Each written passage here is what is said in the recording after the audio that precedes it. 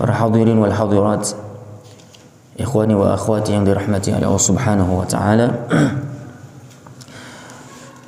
Di dalam salah satu firman Allah Subhanahu wa taala yang terdapat dalam Al-Qur'anul Karim, tepatnya yaitu surat Al-Baqarah ayat 168, Allah Subhanahu wa taala berfirman, "Ya ayyuhan nas, kulu mimma fil ardi halalan thayyiban wa la tattabi'u khutuwatis syaitan innahu lakum aduwwun mubin."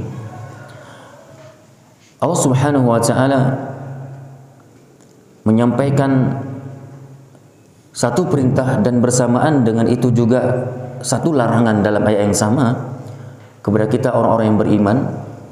Allah memanggil kita kemudian, wahai orang-orang yang beriman, makanlah apa saja yang ada di muka bumi ini, sesuatu yang halal dan juga yang baik.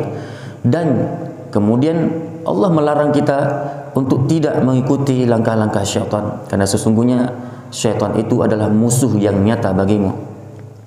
Para jemaah yang dirahmati oleh Allah Subhanahu wa taala, sama-sama kemudian kita ambil pelajaran dari ayat ini. Allah Subhanahu wa taala pertama memerintahkan kita orang-orang beriman untuk memakan apa saja yang ada di muka bumi ini. Ya ayuhan nas, kulu mimma fil ardi halalan thayyiban wa la tattabi'u khutuwatis syaitan. Wahai manusia, makanlah apa saja yang ada di muka bumi ini dari apa-apa yang halal dan juga yang baik, dari sumber yang halal dan juga dari sesuatu jenis yang halal dan juga yang baik. Jadi tidak hanya Islam itu melihat dari sisi sumbernya yang halal, namun kita tidak memperhatikan jenis yang kita konsumsi itu, apakah itu adalah halal atau haram, baik atau juga buruk. Ataupun juga sebaliknya, kita tidak hanya memperhatikan jenisnya yang baik dan yang halal, namun kita kurang memperhatikan sumber pendapatannya dari mana, kapan dan dari mana maksudnya kita memperolehnya, apakah dari sesuatu yang haram atau yang halal. Dua-duanya harus diperhatikan oleh kita. Kemudian apa? Wala tattabi'u khutuwatis syaitan, janganlah kalian mengikuti langkah-langkah syaitan. Apa maksudnya? Ketika Allah menyandingkan perintah dan larangan dalam hal ini, dalam bab makanan dan minuman, dalam bab harta, maksudnya berarti apa? Wala tattabi'u khutuwatis syaitan, janganlah kamu mengikuti langkah-langkah syaitan, janganlah kamu mengikuti langkah syaitan dalam mendapatkan makanan, dalam mendapatkan minuman, dalam mendapatkan harta. Apa maknanya? Di antara contohnya adalah jangan kamu dapati hartamu itu dengan cara mencuri punya orang, karena itu juga langkah syaitan. Jangan kamu memperoleh hartamu itu dengan cara korupsi, karena itu semua adalah langkah-langkah syaitan juga.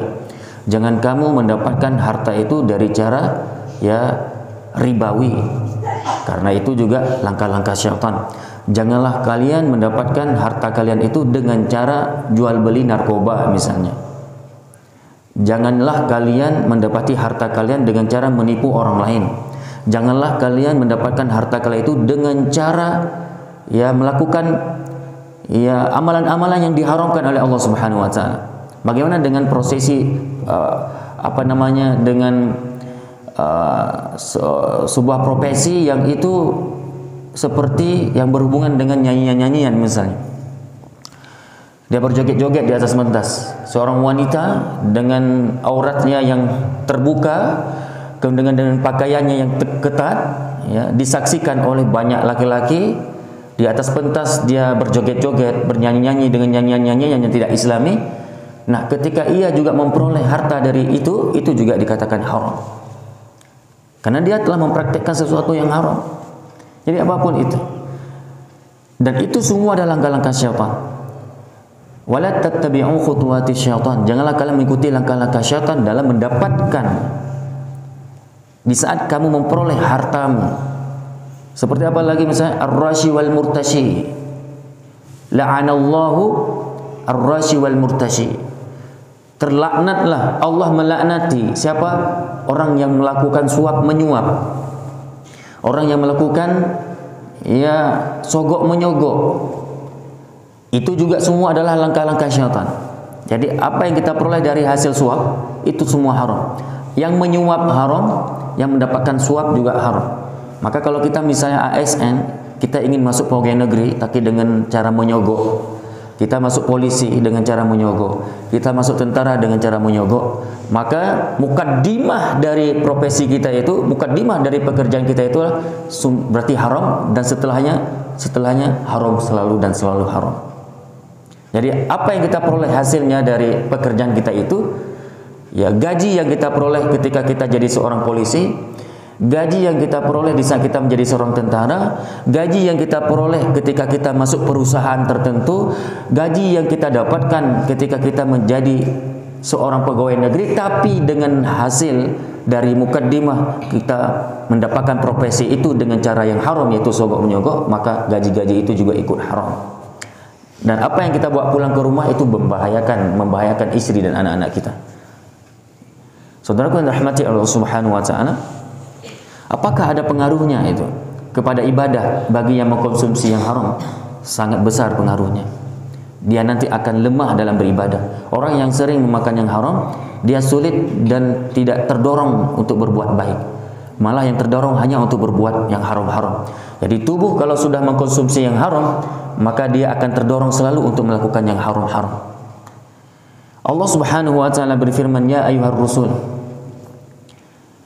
kulu minat thayyibat wa'malu salihah inni bima ta'maluna alim. Dalam Quran surat Al-Mu'minun ayat 51, Allah Subhanahu wa taala berfirman apa? Wahai para rasul, makanlah yang baik-baik. Maksud makan yang baik-baik apa? Dua maknanya, makan dari sumber hasil yang baik, kemudian makanlah dari jenis-jenis yang baik, halal dan baik. Kemudian apa? Allah kemudian memerintahkan dan beramal solehlah. Wa'malu salihah. Ya ayyuhar rusul, kulu minat thayyibat, makanlah dari yang halal dan baik dan dari jenis-jenis yang halal dan baik. Wa'malu salihah, dan beramallah amalan yang soleh. Inni bima ta'maluna alim. Inni bima ta'maluna alim, sesungguhnya kami mengetahui apa yang engkau lakukan. Nah, Ibnu Katsir ketika menjelaskan ayat ini, beliau menyampaikan satu pemahaman yang luar biasa, pelajaran yang indah untuk kita semuanya.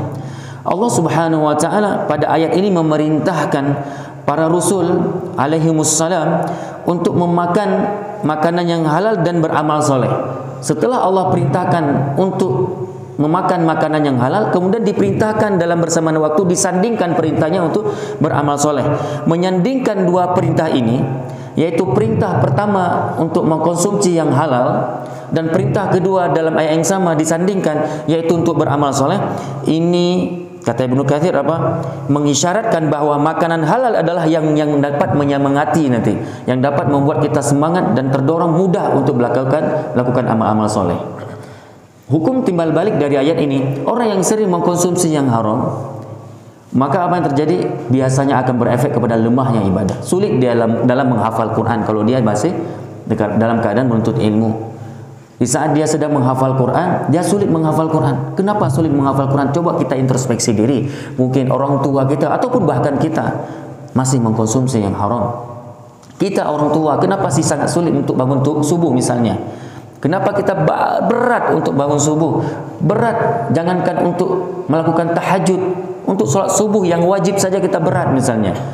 Kenapa kita ini langkah kaki ini kayak berat menuju masjid untuk menegakkan sholat 5 waktu misalnya?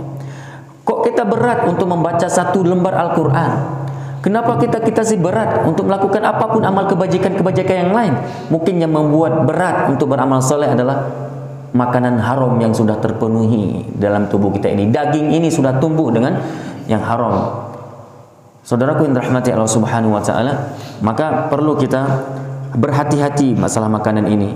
Sangatlah kita harus berhati-hati masalah harta ini.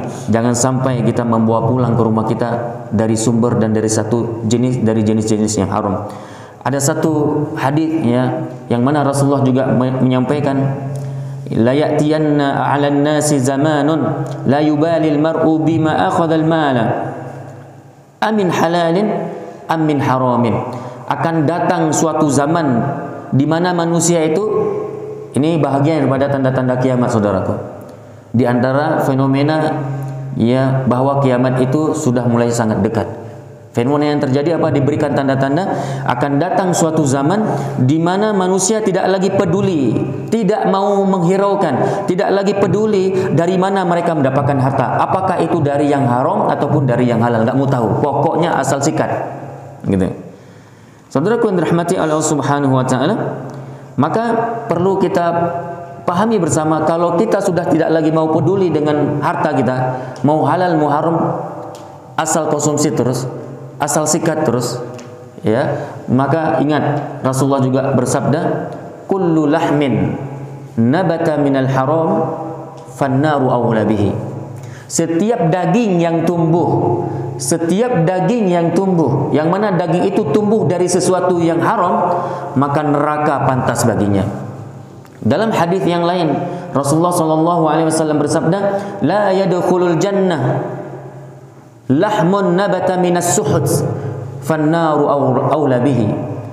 Tidak akan pernah masuk surga setiap daging yang tumbuh dari sesuatu yang haram. Termasuk di sini disebutkan oleh para ulama apa? As-suhud di sini adalah sogok menyogok, ar-rashi wal murtashi.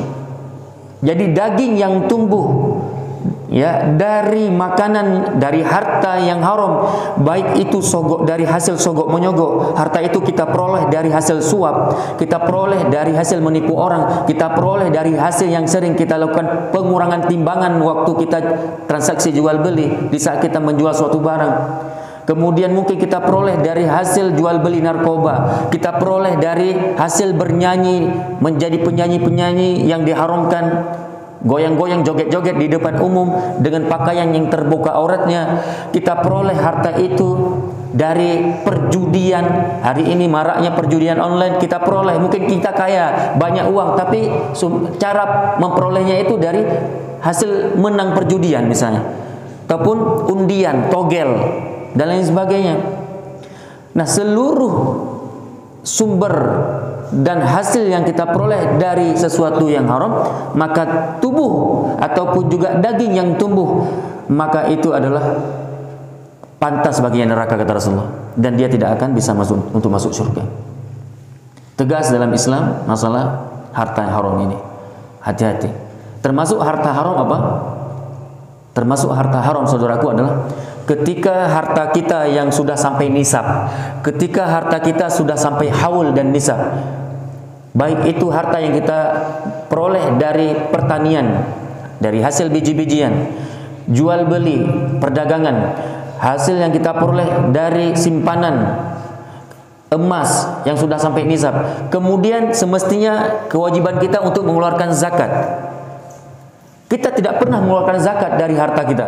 Kemudian harta itu yang semestinya sudah hak fakir miskin, semestinya harta kita sudah hak orang-orang yang kurang mampu, namun harta itu malah tidak dikeluarkan untuk orang-orang yang kurang mampu, itu malah digunakan untuk dirinya dan anak-anaknya, maka itu juga adalah harta haram. Dari mana? Dari bahagian orang lain yang kita tidak berikan, yang kita tahan-tahan untuk tidak diberikan. Ini harta haram, saudaraku. Maka wajarlah terkadang anak kita kenapa membandel, kenapa hari ini keluarga-keluarga kita terkadang sulit untuk beribadah pada Allah, yang mudah malah bermaksiat kepada Allah. Coba kita perhatikan, mungkin keluarga kita tumbuh, daging-daging kita sudah selalu tumbuh dari harta-harta haram. Na'udzubillah. Ma'asyiral muslimin rahimakumullah. Inilah yang dapat kita sampaikan dalam kajian singkat ini berhubungan dengan apa bahaya harta haram bagi kehidupan kita dunia dan di akhirat. Mudah-mudahan kita ya selalu dapat waspada, berlindung dan memohon kemudian perlindungan kepada Allah supaya Allah hindari kita selalu dari mengkonsumsi sesuatu yang haram. Dan Rasulullah SAW untuk itu mengajarkan umatnya satu doa yang berhubungan dengan supaya kita terhindar dari harta-harta haram, ya, makanan-makanan yang haram dan apapun sesuatu dari yang haram. Rasulullah SAW bersabda dalam hadis yang sahih dari Imam At-Tirmidzi, Imam Ahmad dan Al-Hakim, di mana redaksi doanya adalah Allahumma kfini bihalalik an haramik wa aghnini bifadlik amma siwaka. Ya Allah, cukupkanlah aku dengan yang halal dan jauhkanlah aku dari yang haram. Allahumma ikfini bihalalik an haramik. Ya Allah, cukupkanlah aku dengan yang halal dan jauhkanlah aku dari yang haram. ya, wa aghnini bi fadlika amman siwaka. Kemudian, dan cukupkanlah aku dengan karuniamu dari bergantung pada selainmu. Mudah-mudahan ada manfaatnya. Kita padai dengan doa kafaratul majlis. Subhanakallahumma wa bihamdika asyhadu an la ilaha illa anta astaghfiruka wa atubu ilaik. Assalamualaikum warahmatullahi wabarakatuh.